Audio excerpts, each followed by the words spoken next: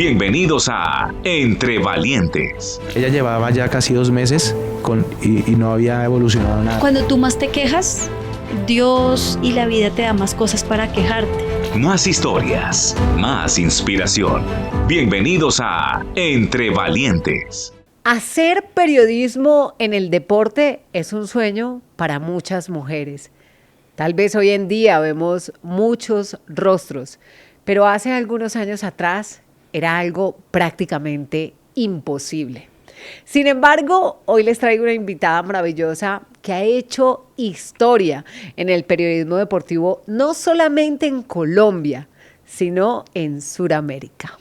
Juliana Salazar está con nosotros, pero antes de darle la bienvenida a Entre Valientes, quiero invitarlos a todos ustedes que si tienen una historia para contar, por favor, nos escriban al WhatsApp 318-590-8717 o activen la cámara de su celular y aquí en este QR van a poder dejarnos un mensaje, compartirnos su historia. Estamos listos para contarla en Entre Valientes. Juliana, bienvenida a Entre Valientes. Adri, qué gusto saludarte, me da una alegría enorme poder estar en tu programa, he tenido la oportunidad de ver muchas historias y bueno, ahora venir acá a contar un poco de lo que hemos venido haciendo a lo largo de la vida es muy significativo para mí. ¿Cuántos años haciendo periodismo en el deporte?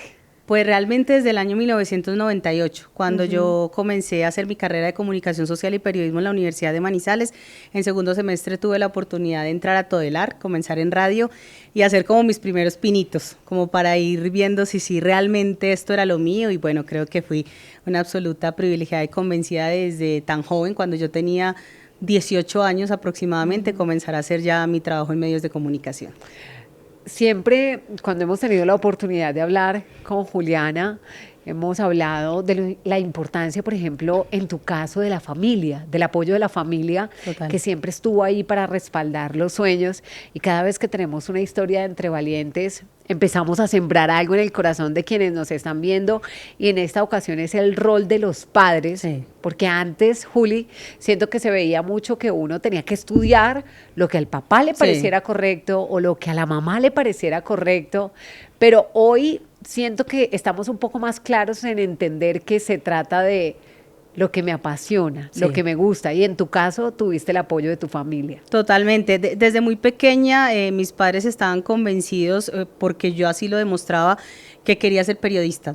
Yo escuchaba desde muy pequeña por mi papá, siempre hemos sido muy caracoleros, entonces siempre escuchábamos muy pequeños Caracol Radio, las transmisiones, la polémica, todo esto, y a mí me gustaba mucho el fútbol. Mi papá me llevaba más o menos desde los 6, 7 años al Estadio Palo Grande a ver al Once Caldas, y eso me fue conectando mucho, pero también a la vez en el colegio me gustaba mucho la oratoria, dar discursos, hablar mucho de deporte y todo eso, debatir con mi papá de ciertos partidos, ciertos jugadores, situaciones, y ahí creo que el camino se me fue marcando mucho, y cuando yo llegué a la universidad tenía un absoluto convencimiento de que yo quería ser periodista deportiva.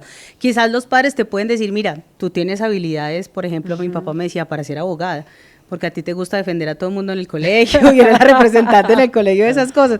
Yo sí, papi, y respeto mucho eso, y por ejemplo me encanta la medicina, pero no para ejercerla, admiro demasiado a los médicos, pero me apasiona muchísimo hablar de deporte y yo quiero estudiar comunicación social y periodismo, y el apoyo fue total. Y desde segundo semestre, cuando empecé a trabajar en Todelar, ellos me escuchaban por ahí haciendo mis primeros pinitos en Todelar, pues ya fueron entendiendo por dónde iba el camino, y por eso yo a ellos les sigo agradeciendo todos los días por el apoyo que me dieron, no solo de darme la carrera, sino también desde esa parte moral que todos los días te va enseñando, también con los valores, a lo que tienes que hacer y replicar en la vida como en el trabajo. ¿Hay igualdad hoy en día en el periodismo deportivo? En el caso, por ejemplo, de las mujeres, que las mujeres puedan hacer parte de estos procesos. Yo creo que vamos en el camino, porque todavía tú ves de pronto grupos de trabajo donde pueden ser 10 hombres y 2 mujeres, 8 hombres, 1 mujer. O sea, todavía creo que falta un poco de equilibrio, pero hoy en día ya no se ve con ojos tan mal como se veía antes de que una mujer estuviera en un panel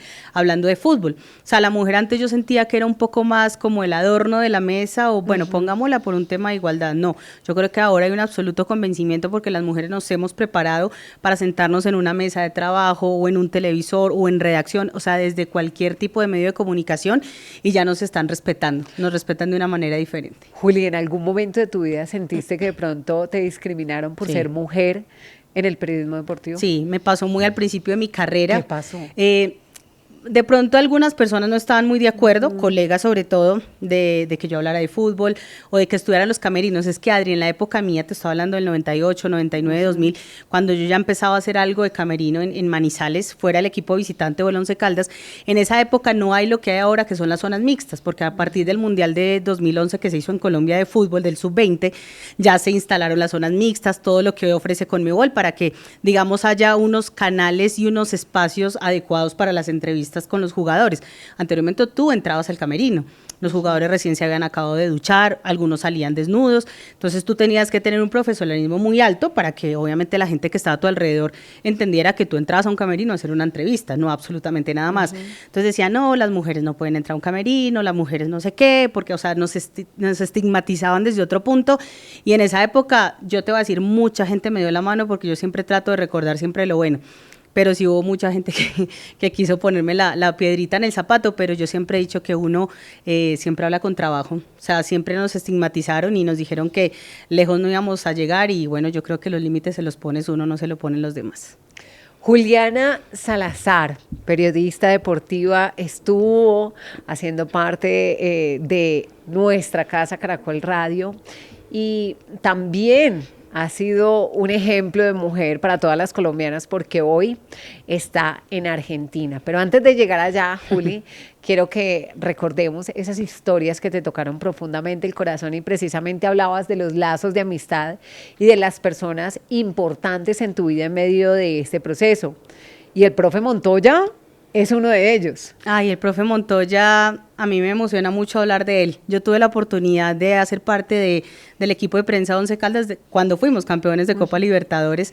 Fue muy emocionante vivir todo ese proceso. Yo entro a trabajar en el equipo de prensa, era Felipe Cardona el jefe de prensa y yo su asistente, y tuvimos la oportunidad de conocer muy a fondo todo lo que se vivía en el equipo, y cómo el profe Luis Fernando Montoya y Luis Alfonso Sosa, que es su psicólogo, hoy gran amigo mío, mantenemos esa amistad de hace 20 años, también con el profe, convencieron a este grupo de jugadores de lo que eran capaces. Entonces tú ves como el ejemplo de todo eso, y también te inspira a darte cuenta de que tú también puedes llegar muy lejos. Hoy muchos jugadores de esa época del equipo me escriben y me dicen qué lindo que estás en ESPN, que estás en Argentina, cumpliendo sueños como en algún momento nosotros cumplimos.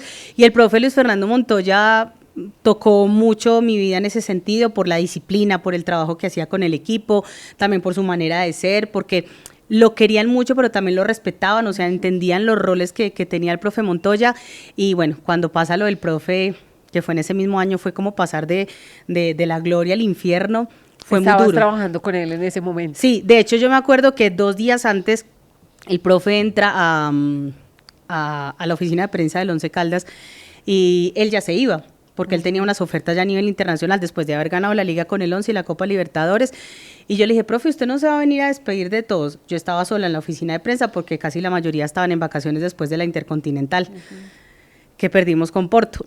Y me dijo, sí, yo voy a ir a hacer una diligencia a Caldas, Antioquia, donde mi familia, y regreso pasado mañana, que es el día del deportista caldense, y me van a hacer un homenaje a la patria, el periódico y la gente y no sé qué. O sea, él regresaba prácticamente pasado mañana, por decirlo así.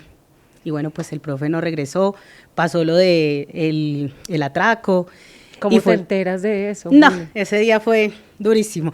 Yo creo que yo lo cuento 500 veces, y las 500 veces a mí me da muy duro. Nosotros estábamos en el 11 personas, básicamente como unas 4. Y recuerdo que en ese momento Yasmín, que era la secretaria de recepción, empezó a gritar, y yo estaba en la oficina de prensa y yo salí, ¿qué pasó? Y me dice que balearon a Montoya. Ella decía Montoya, y a mí se me vino a la cabeza Juan Pablo Montoya, o sea, no sé por qué. Yo le dije, ¿pero por qué a Juan Pablo Montoya? ¿Qué pasa? Que no, al profe Montoya, Luis Fernando Montoya. Y yo quedé como, ¿qué pasó? Entonces ya empieza todo como a enterarse, llega el presidente, que en ese momento era Jairo Quintero, el médico Carlos Alberto Osorio, y empieza como toda esa revolución en el Once. Y yo, ¿pero cómo así que lo balearon? ¿Qué pasó? No, que un atraco, que un dinero que él sacó del banco, y que llegando a la casa, bueno, empiezan a contar todo. Pero bueno, cuando dicen que estaba en el hospital, pues yo decía, bueno, se va a salvar, y bueno, de pronto una bala que no le haya afectado mucho. Yo me acuerdo que hubo un momento en que el médico llama a la Clínica Las Américas, en ese momento donde estaba el profe, y él se queda como, y él cuelga y se pone a llorar, y todos nos quedamos, estaba el presidente, todos, y todos decimos, médico, ¿qué pasó? Y nos quedamos mirando y dicen, no, que el profe queda cuadrapléjico. no, o sea, eso fue un derrumbe total porque tú era verlo todos los días en la raya, entrenando el equipo, la gloria que nos dio, todo lo que pasó y como que de un momento a otro, ya, no se vuelve a mover. Entonces todos nos quedamos como, me acuerdo que el presidente empezó a darle puños a la pared, todos lloraban, yo decía, no, pero algo tiene que pasar. Ya obviamente en las noticias empezaron a poner obviamente eso. Nosotros a los días teníamos un partido en Ecuador, pues yo no viajé, pero íbamos a llevar al equipo hasta Medellín para que ya viajara a la Noche Amarilla de Barcelona, de Ecuador, que invitaron al equipo por campeón de América. Y fuimos a visitar al profe. Yo no entré, yo esa vez no fui capaz. Y varios jugadores salieron pues obviamente afectadísimos porque ya tenía su traqueotomía. O sea, la verdad era una situación muy compleja y de ahí en adelante fue como un bajón impresionante el que se vivió con el equipo y la verdad que levantarse de ese momento fue muy duro. Yo de ahí en adelante seguí teniendo contacto con el profe, luego en la feria de Manizales el alcalde de ese momento, Luis Roberto Rivas, le entregó el cordón de la feria, que es digamos un homenaje que se le hace a personas que hayan hecho algo muy importante por el departamento en la feria de Manizales y llevaron al profe y esa fue como la primera vez que yo lo vi, me impactó mucho, o sea fue muy duro verlo así. Y de ahí en adelante he tratado de mantener el contacto mayor posible. De hecho, el año pasado la sorpresa fue que recibí una llamada de él. Wow. Y yo pensé que íbamos a hablar, no sé, un poquito, no sé, él quiere mucho al Bambino Pons, el narrador de ESPN, y el Bambino también a él. Y me empezó a hablar de él y resultamos hablando como 35 minutos y yo colgué y lloré, pero era como un encuentro de muchas emociones, pero sobre todo de mucha esperanza, porque él siempre te habla con una convicción por el trabajo que le ha hecho justamente Luis Alfonso Sosa como psicólogo y amigo de él de la vida, y él habla y él dice es que cuando yo vuelva a caminar o cuando yo vuelva a tal cosa, o sea, siempre tiene algo por dentro. Él se graduó hace poco también de una especialización, hizo un libro con los campeones de Libertadores técnicos, Maturana, Rinaldo Rueda, él. Yo decía, wow, una persona que está así, mantiene con muchas ganas de vivir y por eso le decimos el campeón de la vida, porque nos da mucho ejemplo y bueno, mira, ya han pasado 20 años desde que eso pasó y ahí sigue. Las historias de Juliana Salazar, hoy en Entre Valientes ya vamos a conocer cómo ella nos relata algunos de los momentos más difíciles en el deporte, no solamente de nuestro país, sino del mundo, pero también de los momentos más difíciles que Juliana ha tenido que vivir, pero cómo en medio de esos momentos difíciles también han llegado grandes glorias a su vida. Recuerden que si ustedes quieren compartir su historia, también lo pueden hacer con la cámara de su celular, pueden leer este enlace o este QR que aparece aquí al lado, nos pueden dejar un mensaje, sus datos de contacto y aquí en Entre Valientes estamos listos para contar su historia. Por supuesto, tristezas impresionantes, pero alegrías inmensas también para nuestro país. Juli, has tenido que vivir en medio del deporte y si hoy te tuvieras que quedar con una, ¿cuál sería? Un momento así lleno de emoción para los colombianos y que tú viviste ahí muy de cerca. Pues yo diría, y te lo digo con plena convicción, creo que ver campeón de la Libertadores al equipo de la vida de uno es algo indescriptible, o sea, es algo que yo digo, ojalá todos los que son hinchas de un equipo tengan la posibilidad de vivirlo porque es maravilloso, por el camino que además vivió el Once Caldas, del Barcelona de Ecuador, del Santos de Brasil, del Sao Paulo y luego en la final de Boca, el gran Boca de Bianchi. Entonces eran dos cosas, profesionalmente, tú hacer parte de una organización de una final de Libertadores, pero también vivirla como periodista, pero también vivirla al tiempo como hincha, saber que conociste todo ese proceso. Y te digo, Adri, que entre comillas fue también un triunfo para Colombia, porque es que el título del Once se celebró en gran parte del país, sino en casi un 95% del país. Entonces, tú veías en todas las ciudades del país celebrando que el Once Caldas era campeón, porque es que además el Once Caldas no es un equipo que genere, digamos, odios o cosas así, rivalidad normal con el Deportivo Pereira, que es, pues digamos, lo normal porque es el rival de patio, pero, o de patio no, de región, pero yo te diría que yo me quedo con ese momento porque yo creo que ese título, además de un equipo como el Once en ese momento, porque digamos, bueno, Nacional ganó la del 89, ganó la del año 2016 y tiene 2 Libertadores, pero sabemos lo que significa Nacional, pero en ese momento el Once Caldas era un equipo que quizás la gente no veía como tan tan nos va a hacer daño, y haber hecho parte como de esa historia que se siga replicando, que se siga recordando. De hecho, yo ahora que estoy en Argentina tengo muchos compañeros que son de Boca, y cuando uno les dice soy hincha del Once, ellos ahí mismo dicen, uy no, cómo nos sufrimos nosotros esa final con el Once Caldas, ese gran equipo, recuerdan mucho a Henao. Entonces yo creo que hay muchos momentos que viví muy lindos, pero yo te diría que sí, me quedo con la final de la Libertadores. Y muy seguramente vienen muchos momentos lindos Sí, para el eso deporte esperamos. en nuestro país. Pero volviendo también a esos momentos duros, Juli, hoy estas historias relatadas por una mujer aquí en Entre Valientes, una mujer que ha sido valiente al enfrentarse a los medios de comunicación y a un área tan importante y donde mucho tiempo, durante muchos años, fueron los hombres los que predominaron, pues Juliana Salazar es la representación femenina en el periodismo deportivo. Juli, una de las tragedias más duras que vivió el deporte, no solamente en Colombia y en el mundo, no solamente en Colombia porque sucedió aquí en Claro. Colombia, sino en el mundo entero, fue la tragedia del Chapecoense. Uf. ¿Cómo fue ese momento? Porque además estaban los periodistas del deporte estaban preparados para una fiesta de Claro, fútbol claro. que terminó convirtiéndose en tragedia. Una tragedia que nos golpeó demasiado. Yo estaba en Caracol Radio, yo recuerdo que ese día era un lunes y yo estaba ya a punto de dormirme. Yo ese día estaba de descanso porque yo descansaba regularmente los lunes, y yo veo que vibra el celular y veo que hay un mensaje en Periodistas de Caldas. Yo me mantengo en los grupos de mi región. Y yo dije, bueno, lo veo mañana porque bueno, ya está, ya me voy a acostar, iban a ser ya las 11 de la noche. Pero a mí no me gusta dejar como notificaciones ahí sin ver. Y dije, bueno, no, voy a ver qué es. Y de hecho no me esperaba que fuera pues nada trágico. Cuando miro yo y dice, aparentemente avión de Chapecoense se habría estrellado llegando a Río Negro. Y yo, ¿qué? O sea, yo me desperté completamente como ya del todo. Empecé a llamar acá a los compañeros que estaban en el servicio informativo, porque ya se había recién acabado el alargue. Entonces empecé a preguntar y me dijo, sí, Juli, salnos ya al aire. Y le dije, no, espérenme, yo averiguo y ya nos ponemos de acuerdo. Claro. Entonces, claro, empezó como todo el tema. Dije, no, yo me cambié, y como yo vivía al lado de Caracol, pues salí corriendo, y Julián Capera también se regresó, y esa noche estaban los dos obviamente editores de la noche, y empezamos a trabajar en forma y a averiguar y esto, y empezamos a darnos cuenta de todo lo que venía pasando. Tuvimos a uno de los periodistas también, o dos periodistas de Caracol Medellín, que fueron los primeros que llegaron al sitio de la tragedia con la Cruz Roja, narrando en directo todo eso. De hecho se les va la señal porque ellos llegaron allá, eso estaba como a -2 grados, bueno, en ese cerro todo. Y empezamos como a darnos cuenta de todo lo que estaba pasando, y nosotros arrancamos a transmitir, y nos fuimos derecho. O sea, nuestros compañeros del servicio informativo, los de deportes, todos empezamos como a unar esfuerzos para mantenernos. Y ya yo me acuerdo que en ese momento, como a las 4 de la mañana, que ya empezó a llegar el grupo, en ese momento de 6 a.m. Darío Arismendi, recuerdo que ya tomaba ahí las riendas en ese momento Erika Fontalvo de la transmisión, y empezamos que vamos con la Policía Metropolitana de Medellín, que tiene el parte no sé qué, y cuando prácticamente pues 71 fallecidos y solo 6 sobrevivientes, que de hecho Danilo, el arquero, termina falleciendo, y bueno, y al otro día aparece otro que fue Leoneto.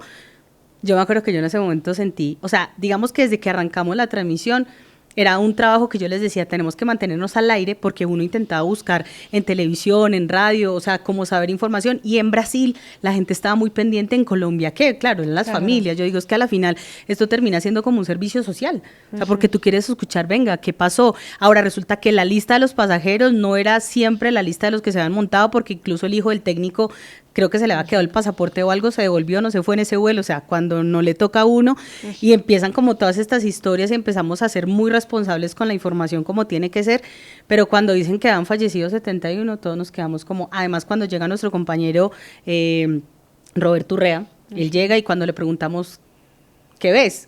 Y él se queda en silencio y dice, muerte y desolación, no veo más. Entonces empezamos a sentir como unas cosas, y empezar ya como también meterte, reacciona y periodísticamente. ¿Cómo hace uno, Juli? ¿Cómo hace uno para recibir esa noticia? Sí.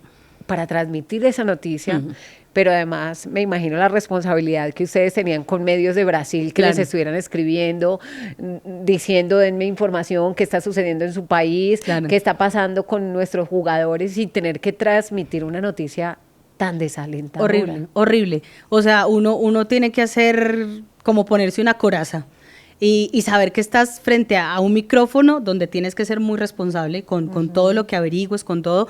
De hecho, yo llamé a un amigo de la familia que es piloto comercial y yo le decía, ¿qué pudo haber causado esto? Y me dice, el avión explotó. Y le dice, no, me dicen que no explotó, entonces seguramente no tenía gasolina. Entonces empezamos como a mirar y esperar obviamente ya el parte oficial, que al final pues fue toda esta tragedia ya desatada. Y yo me acuerdo que como estábamos en ese tema, obviamente sí todos como que entramos en un shock cuando dijeron el número de fallecidos, de los pocos sobrevivientes, que además nos pareció un milagro los que sobrevivieron. Y Adri, yo desde las 11 y algo de la noche, nosotros íbamos, me acuerdo que después estuve apoyando un poquito W, luego llamaron de ADN Chile y yo estaba en un grupo de periodistas latinoamericanos y te digo que tenía por ahí 150 llamadas de WhatsApp.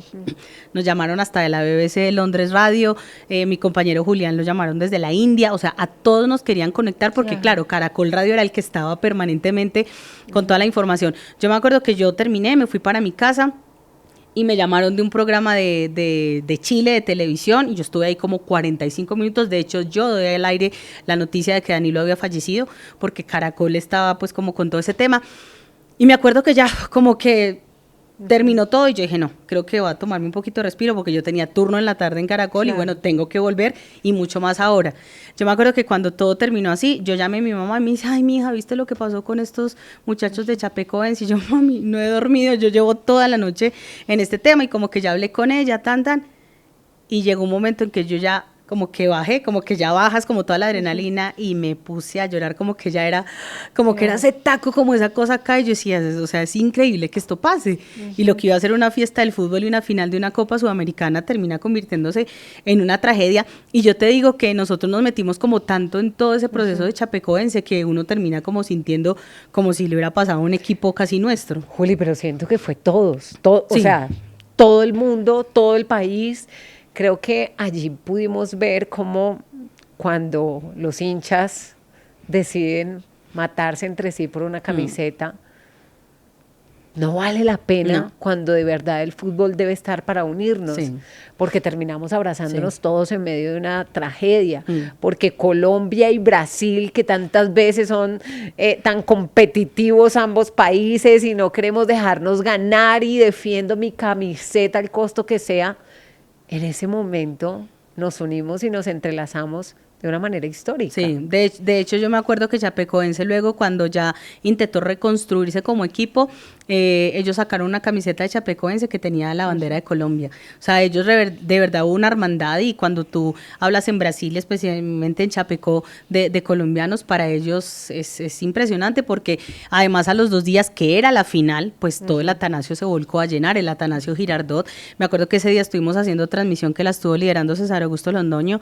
y ahí sí nos quebramos todos. Cuando habló el embajador de Brasil, el de Relaciones Exteriores, cuando él empieza a hablar y a llorar y habla Reinaldo Rueda y empieza a recordar a cada uno de los jugadores, no, o sea, y todo ese Atanasio con velas blancas, no, o sea, para nosotros eso fue muy, muy duro y meterte también a las redes sociales de las familias, de las esposas, los hijos, ver todo lo que pasaba, al que le entregaron su bolsita en el aeropuerto de sorpresa porque iba a ser papá con los zapatitos, pero pues nunca disfrutó de eso, el que había recibido el anillo de compromiso y al regreso se iba a casar, o sea, ese montón de historias detrás que hacen ver tan humano todo este tipo de cosas, uy, ese fue muy fuerte. Yo para mí lo que fue Chapecoense y cuando murió Andrés Escobar, que era mi ídolo del fútbol colombiano, fueron yo creo que los golpes más fuertes, digamos, en ese sentido, hablando de todo lo que tiene que ver con el deporte. El deporte, sin duda alguna, es una fiesta para muchos, pero también ha tenido esos momentos difíciles, esos momentos llenos de dolor, que todos nos enteramos gracias precisamente a ese ejercicio periodístico que Juliana y muchos en nuestro país realizan de una manera excelente. Juliana, ¿cómo pasar de ser quien da la noticia a ser el protagonista de la noticia? Uno de los episodios también más duros de tu vida. Sí, eso pasó exactamente el 21 de diciembre del año 2020, en plena pandemia. Yo salí de Caracol Radio, quería dar, digamos, una vueltita por la Novena para comprar algo de cenar, traerlo a Caracol y luego ya entrar al alargue que lo tenía pues a las 9 de la noche el programa.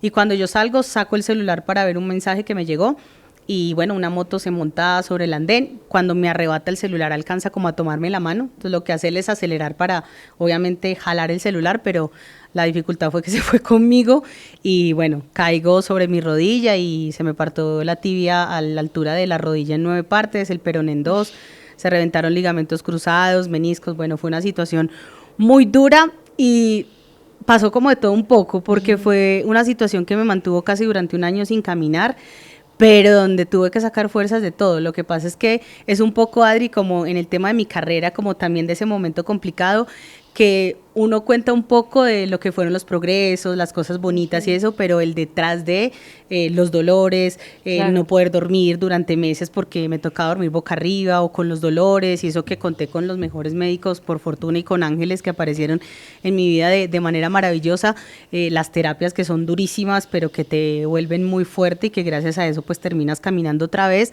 desmayadas haciendo terapia, dolores, terapias con gritos y llanto como quieras, y además la dificultad era que mis papás no podían venir.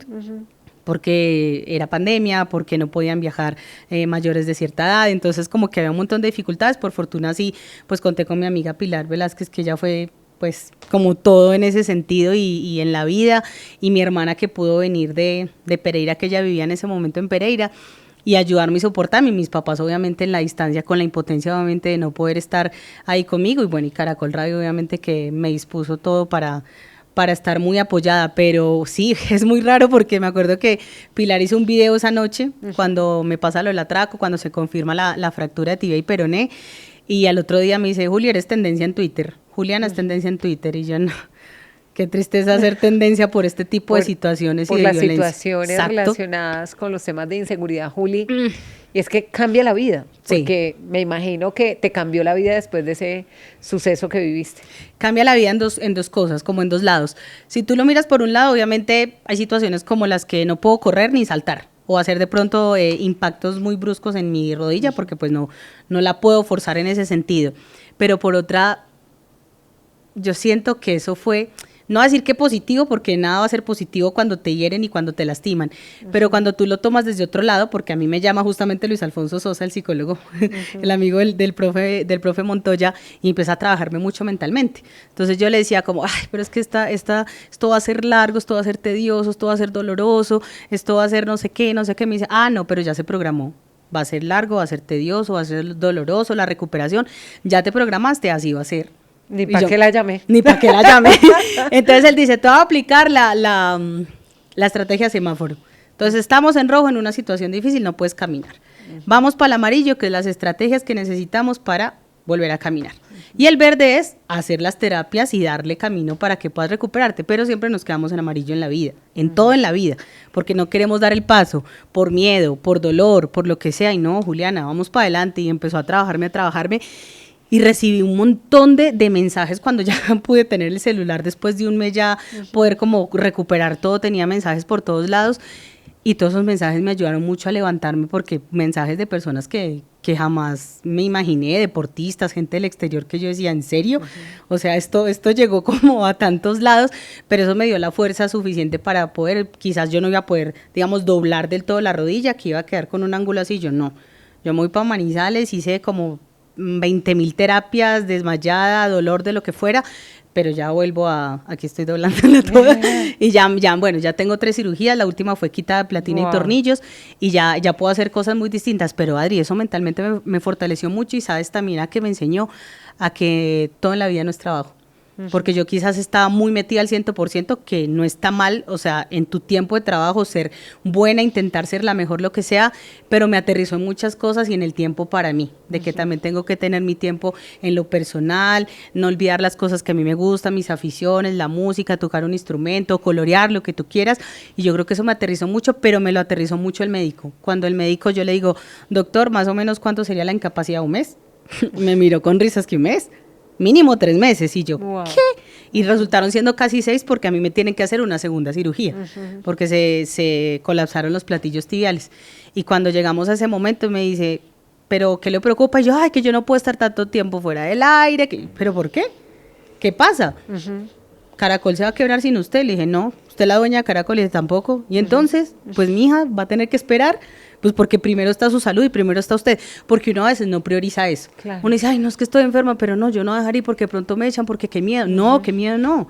Y de ahí en adelante fue que tuve un apoyo incondicional de mis amigos, de la cadena, las personas que estuvieron pendientes, y yo creo que gracias como a esa vibración diferente que tuve en este caso, yo te digo que hoy me siento mucho más fuerte. Yo digo, si a veces pasan tragedias y cosas alrededor, intento decirle a la gente, venga, hay cosas muy difíciles en la vida, pero si tenemos la capacidad de salir adelante, creo que todo está en la mente, porque a mí me pusieron a hablarle a la pierna le hablé y la pierna reaccionó. La pierna respondió. Y ahí vamos. Y ahí vamos bien con ella. Juli, ¿qué pasó con esos sujetos? ¿Se supo algo? ¿Pusiste el denuncio? ¿Hubo un proceso? Sí. ¿Se logró identificar algo o qué pasó en eso? Era uno solo. Era un solo sujeto en una moto. Claro, como al otro día, pues eso fue tendencia, pues también por ser periodista, porque Gustavo Gómez me entrevistó en 6 AM. Obviamente me llamó secretario de Gobierno, de Salud, todo para ver qué se disponía. Fue la policía a la clínica para hacer el denuncio. Se hizo todo el proceso, investigaron, o sea, había una carpeta así, porque yo fui, sería más o menos a los 7 meses a la fiscalía, porque pues yo por mi condición no podía ir, y había un folio enorme que me mostró obviamente la fiscal, y me explicaron todo. Primero, pues la moto no tenía placa, y segundo, algunas cámaras de seguridad de las calles que estaban dañadas, ahí se pierde mucho el recorrido. A mí me encendieron 2 veces el celular, yo di la dirección, y cuando van allá pues son casas como abandonadas o sectores así como un poquito complejos y complicados.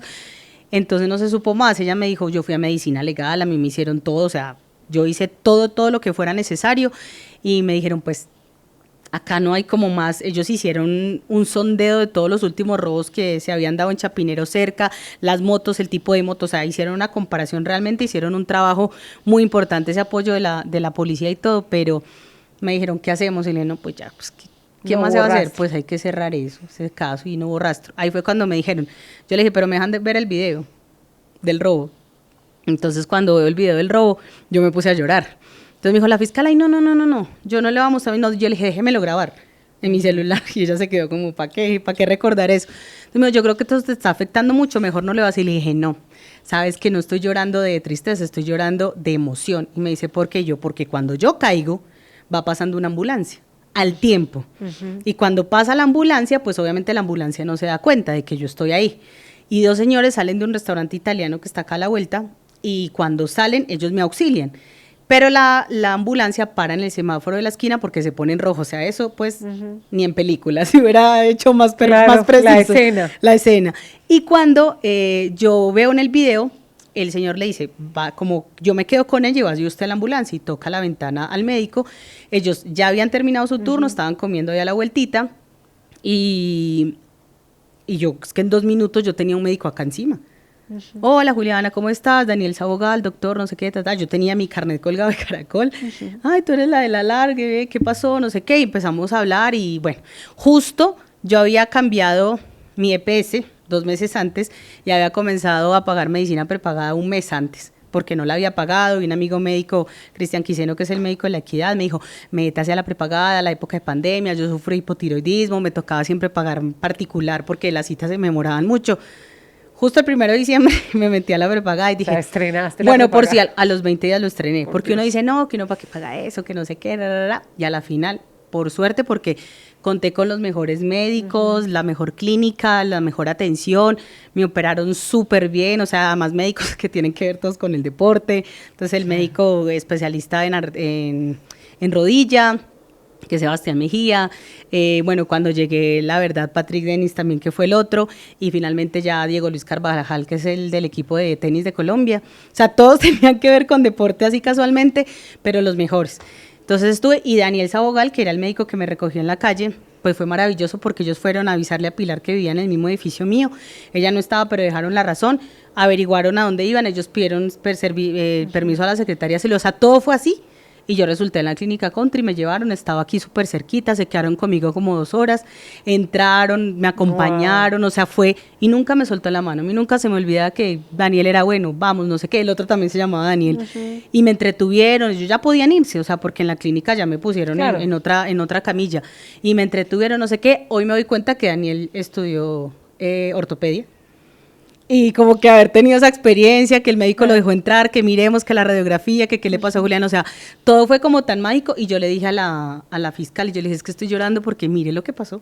Es que yo, como en Bogotá, en una ciudad tan grande, tienes una ambulancia que está pasando, y yo tengo un angelito enorme en el cielo. Cuando, o sea, no tengo más. cuando hay muchas personas que tienen que esperar 1, Sí. 2, 3 horas. Juli, de pronto en las redes sociales te escribía la gente, a mí me pasó lo mismo, a mí también me robaron, la gente llena de pronto de rabia por lo que estaba pasando o por lo que sigue sucediendo en muchos lugares relacionados con la inseguridad y cómo los delincuentes no les importa absolutamente nada en cuanto a la integridad o la vida de una persona, sino cumplir con su objetivo. Exacto, es que yo miraba el video y yo decía, yo creo que el tipo a la final quería robarme el celular.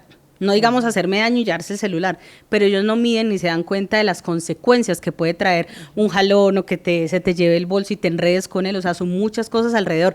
Y claro, Adri, te digo que cuando yo ya estaba en la clínica empecé a ver a través de televisión de varios medios robos, ¿no? O sea, como que a ti te pasa algo y fue como que hay una energía que ya te muestra un montón de panoramas y cosas. De hecho, cuando yo estaba, nos llevaron a una sala que era la parte de pediatría, que era la única no COVID, comillas, porque era el segundo pico de muertos más alto en ese momento, que además a mí no me había dado COVID, entonces el estrés era peor.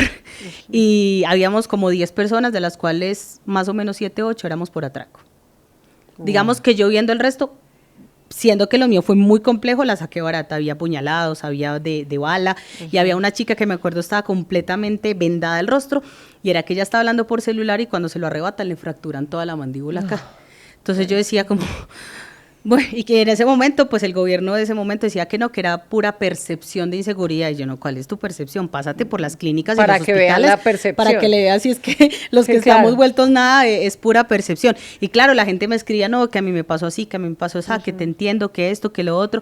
Obviamente hubo más palabras como de aliento y de apoyo, Claro, pero sí aparecían personas las están. historias. Claro, y después tú empiezas a ver un montón de cosas y te das cuenta que la realidad sigue siendo igual o peor, como que te da una sensación como triste, pero bueno, digamos que esta es la realidad. A veces nos tenemos que enfrentar a un montón de cosas, pero bueno, por suerte siento que soy muy bendecida como por todo lo que, a pesar de haber sido tan difícil y tan trágico, como que alrededor hubo tan buenas energías y tantas cosas que me puso Dios y la vida, que yo digo, bueno, gracias a todo eso hoy estoy en pie. Y Contando tu contando la historia, historia. A mí me dice, por ejemplo, Pilar, mi amiga, o me dice Ajá. mi mamá, a mí me dice, yo la veo parada en ese set de Sports Center de ESPN, y yo digo, Para allá voy. increíble que esté parada. Para allá voy, Juli, porque en medio de todo ese proceso, que tú misma lo has dicho, doloroso proceso, llega esta oportunidad. Sí. ¿Cómo lo vives? ¿Quién te contacta? ¿Y cómo tomas la decisión sabiendo que estabas viviendo un proceso con tu salud y con tu cuerpo físicamente por este incidente? ¿Cómo lo vives? Es que sabes que cuando pasa esto y empiezan a darse cambios también en la empresa y cosas y todo esto, hay un movimiento en todo, y tú no puedes estar ahí como haciendo parte de todos esos progresos y logros que se van dando. Yo decía, empezaba como a... como te digo, como a reprochar mucho de por qué estoy así, maldita sea, porque esta pierna tenía que quebrarse ahora, sabiendo que estamos comenzando el año, que se vienen proyectos, obviamente pues en Caracol, muchas cosas, yo quiero estar en los estadios, quiero estar activa, quiero seguir progresando, o sea, eran un montón de contrariedades en mi cabeza. Y yo me acuerdo que mi hermana una vez me dijo, mi hermana Ana Milena, que fue la que estuvo cuidándome en Bogotá, mi hermana Milo, y ella decía, vea, Juli, espere, que después de una tormenta como así como la que estás viviendo, siempre llega una gran bendición. No sé si es laboral, si es profesional, sentimental, familiar, de amistad, lo que sea. Pero espérese que Diosito nunca se queda con nada y una gran bendición va a venir. Cuando yo empecé a recuperar, o sea, yo seguí mi camino. Seguí mi camino normal. De hecho, yo fui la que más insistí. Que de hecho, en ese momento mi jefe Héctor Chávez y John Camacho me decían, ay, pero ¿cuál es el afán de volver? Y yo, es que yo quiero volver a trabajar cuando ya tenía como el alta, pero obviamente tenían que revisarme muchas cosas desde salud ocupacional para regresar. Yo volví a regresar en muletas con todas las condiciones, bien. Cuando me dicen que me van a volver a operar, a mí me llaman de ESPN, pero Colombia, que porque quieren contactarme de Argentina. Que a mí ya me habían hecho un casting en el año 2017. Yo había quedado como en el radar y había hablado con el que hoy es mi jefe directo, que es Pato Noguer. Y resulta que yo les dije, no, mira, pero yo en 15 días voy para una segunda cirugía. Entonces, no, pues como ahorita recibir alguna oferta es muy complicado. Bueno, no, nosotros te esperamos. Y yo, pues, ¿qué me van a esperar? Pero igual yo seguí. Me acuerdo es lo que uno cree, ¿no? Sí, claro, ¿Qué me van a exacto. esperar? En octubre me llaman para hacer un casting de comentaristas mujeres. Yo venía pues comentando desde hace mucho tiempo en Caracol Radio desde Manizales. Y me llaman, hice el casting, me fue muy bien, pero también como que el proyecto siguió ya. Yo empecé el año No nos 2020. llames, nosotros te llamamos. Sí, te llaman. No, y sí, exacto. Nosotros te llamamos, el proyecto va en camino. Bueno, cuando en marzo del año 2022 ya me escribió directamente Pato Noguera. Habían pasado como 5 años o mucho más desde que yo lo había visto acá en Bogotá y habíamos estado en el casting, que a él le había gustado. Y me llamó con Juan Yanquilevis, que es el director, digamos, general de Sport Center. Los dos me llamaron que si podían hablar conmigo, no sé qué.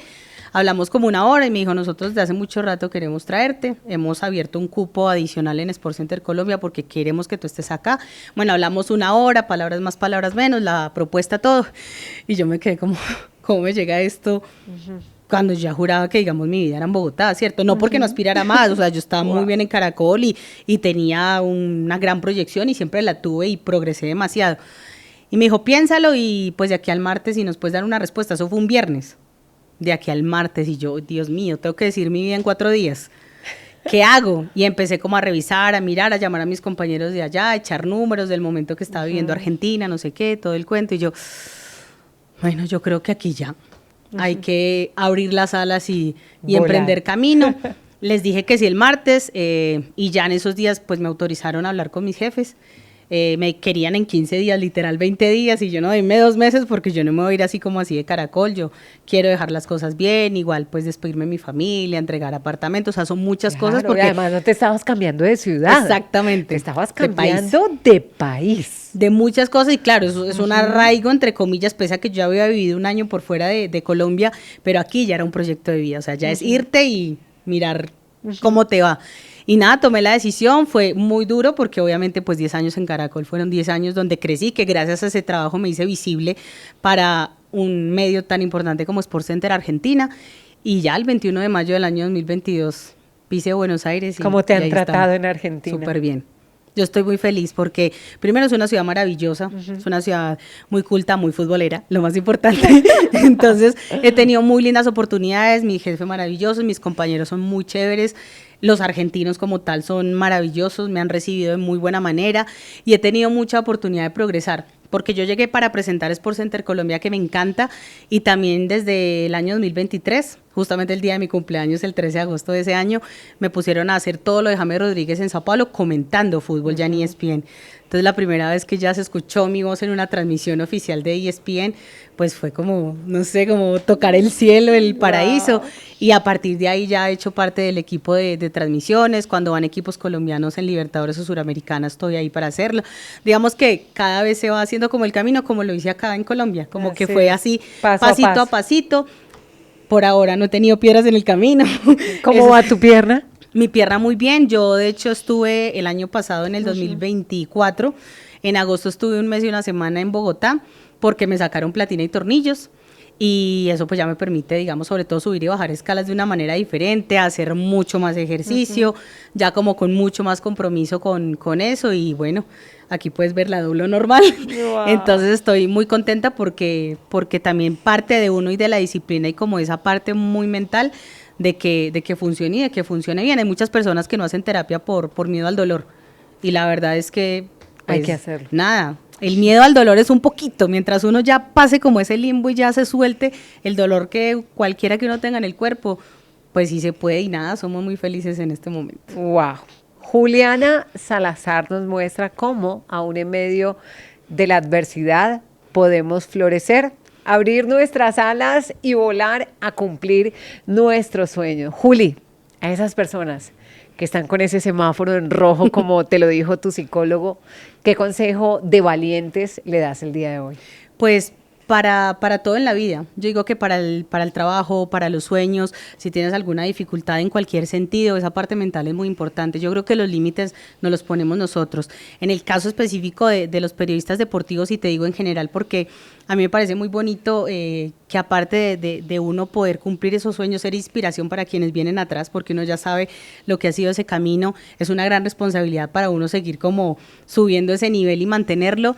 Es disciplina, es dedicación, es prepararse, porque no es simplemente como que me vi un partido y ya puedo hablar de fútbol, no, es prepararse, esto es dedicación para quienes creen que el periodismo no hay que hacer mucho, sí hay que hacer mucho, hay que prepararse mucho, hay que leer mucho, porque yo digo que la preparación es lo que te da la capacidad de poder resolver muchas cosas al aire, pero con contenido, ¿no? Con conocimiento, no de hablar por hablar, pero para mí la pasión, la disciplina, el estudiar, el siempre estar muy convencido de lo que se quiere, eso sí, pues nunca vas a encontrar la carretera pavimentada, vas a encontrar despavimentada también, donde vas a encontrar piedras, pero yo siempre he dicho que todo depende mucho de cómo tú tomes esa piedra, si quieres quedarte abajo y caerte con ella, o quieres cogerlas y armar un puente para pasar al otro lado, construir castillos tan alto como tú los quieras. Yo tengo una frase que digo que el cielo es el límite para mí, y no tengo límites con mis sueños, no tengo fronteras, mi canción favorita Sin medir distancias lo dice todo, para mí no hay distancias para nada, así que yo creo que es un poco de actitud y sobre todo en la generación de hoy en día que sean mucho más fuertes en ese sentido, porque es que en el trabajo, en la vida, en todo se van a encontrar personas que te van a querer, que no te van a querer, independiente que hayas hecho algo bien o no, te vas a encontrar muchas piedras en el camino, pero yo digo que siempre no hablar, no igualarse, no quedarse callado, sino hablar con trabajo, así que lo ideal es que no nos quedemos en ese semáforo en rojo, tampoco en amarillo, porque a veces decimos, sí, yo quiero hacer esto. En verde, vean. Nada, verde, hay que dar el paso, hay que dar el camino, si yo puedo volver a caminar, si estoy en Argentina hoy en día es porque realmente pues he tenido la convicción y convencerse de que uno es bueno, Así o sea, convencerse de que quiero ser el mejor, obviamente no pasando por encima de nadie, siempre manteniendo mucho respeto hacia la gente, yo creo que con una capacidad mental bien fuerte y siendo muy valientes, todo lo podemos lograr. Gracias, Juli, por compartirnos tu historia. Adri, muchas gracias. Aquí me emociona mucho poder venir a contar mi historia, que más que contarla, me gusta que sea inspiración para mucha gente que quizás necesite en este momento una palabra de aliento y bueno, me parece maravilloso que este Qué espacio valiente. sea para hacernos más fuertes y valientes en la vida. Muy valiente, claro que sí. Juliana Salazar nos ha contado su historia, pero ustedes también lo pueden hacer. En este QR pueden sacar su celular, le toman allí como una foto, sacan su cámara, leen el QR y nos escriben su historia, nos dejan sus datos, porque sabemos que esa historia que cada uno de ustedes tienen también nos inspira a ser valientes. Y aquí lo queremos contar. Nos vemos en un próximo capítulo. Bienvenidos a Entre Valientes. Ella llevaba ya casi 2 meses y no había evolucionado nada. Cuando tú más te quejas, Dios y la vida te da más cosas para quejarte. Más historias, más inspiración. Bienvenidos a Entre Valientes.